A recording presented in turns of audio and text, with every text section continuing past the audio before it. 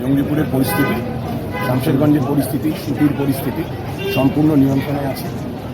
BSF এবং সিআরপিএফের সঙ্গে রাজ্য পুলিশ যৌথভাবে টহলদারি চালাচ্ছে। প্রতিটি জায়গায় আমাদের ফোর্স আছে, ফোর্স কন্টিনজেন্ট আছে, সিনিয়র অফিসাররা আছেন। দোকানপাট স্বাভাবিকভাবে খুলতে শুরু করেছে এবং আমরা আশা করছি সময়ের সঙ্গে সঙ্গে খুব দ্রুত শামশেরগঞ্জের পরিস্থিতি আরও স্বাভাবিক হয়ে আসবে।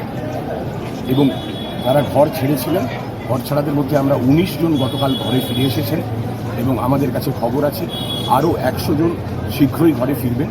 এবং যারা ঘরে ফিরছেন তাদের নিরাপত্তা, তাদের যে কোনো ধরনের সমস্যায় আমরা প্রস্তুত আছি। তাদের সব রকম সাহায্য তাদের থেকে রাজ্য প্রশাসনের থেকে করা হবে।